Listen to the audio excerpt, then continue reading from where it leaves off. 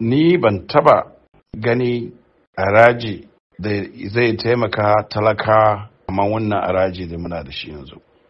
Ba biyan haraji na ilimi, ba biyan haraji harkan lafiya, ba haraji daga hannun masana'antu. Fanni 7 ko 6 ana nan ba za a biya haraji ba ma talakawa. Sabon harajin nan zai kawo musu sauki. In ka duba kuma zancen VAT din na fa a kan abinci ba VAT. Mutane suna kishe kuɗi da yawa kan abinci ba VAT za biya. So a gaskiya wanda ya zona ya karanta sabuwar haraji din nan ya duba ya gane zai cancewa sosai. Ya kamata mu goyo bayan shugaba Bola Ahmed Tinubu akan wannan sabuwar haraji. To, Malam Ibrahim Garba kan maganan sabon haraji a Najeriya.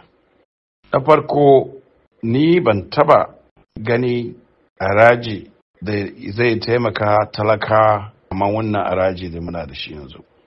Ba biyan haraji na ilimi, ba biyan haraji harkan lafiya, ba haraji daga hannun masana'antu. Fanni 7 ko 6 ana nan ba za a biya haraji ba ma talakawa. Sabon harajin nan zai kawo musu sauki. In ka duba kuma zancen VAT din na fa a kan abinci ba VAT. Mutane suna kishe kuɗi da yawa kan abinci ba VAT za biya. So a gaskiya wanda ya zona ya karanta sabuwar haraji din nan ya duba ya gane zai cancewa sosai.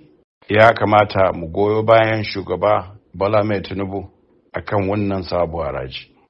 Ganin yadda talakawa ke fama da wahalhalu musamman ma biyo bayan cire tallafin mai, baka ganin bai kamata a ce wannan karon kuma shugaban ƙasa ya gabatar da wannan batu na haraji ba?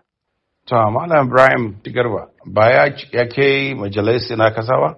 Ya ke gaban majalisa na duba, kuma abin da ya kamata yi kenan.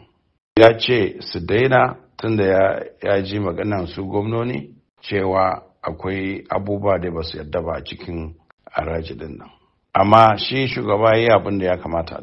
Ka tuna fa an kafa committee, National Committee na Fiscal Policy. Sun zo na wata 18 da stakeholders sun zaga duk Najeriya akan maganan sabuwar haraji din nan. Kafin su dawo su ada report din nasu sannan su mika wa president ko presidency. Kuma shugaba ya duba ya ce a mika wa majalisa na kasa. Abin da ya kamata ya kenan. Yana gaba majalisa yanzu za a yi public hearing. Dukan Najeriya za su yi magana su je majalisa su masu magana. Kowa zai zo na itautana. Daga baya za a jara abin da ya kamata a jara. Wanda za a kamata a cire za a cire. Wanda ya kamata a hada da ba sa ba za a sa. Kuma za mu zo na kowa yadda kafin a sake sannan ci gaba daga gona. Wasu na ganin abin zai fi shafar talakawan arewacin Najeriya. Ba ka ganin haka abin yake? Wannan magana ba kan arewa ko kudu ba ne. Magana ce ta inganta rayuwar talakan Najeriya daga kowane yanki. Ba maganan cewa wannan daga arewa ko daga kudu ba. Mu yi magana gaskiya kamar yan Najeriya da muna so kuma muna bukatan ci gaba Najeriya. Abin da ya kamata kenan. Shi shugaban kasa yana duba ya kamata mu sake duba tsarin haraji na kasa. Abin da yana zuciyan shugaban kasa Bola Ahmed Tinubu kenan. Ni dai na duba kudin sabon haraji din nan fa ba taba gan wanda ya ma talaka amfani kamar wannan ba. An cire haraji abubuwa da zai amfana su talakawa.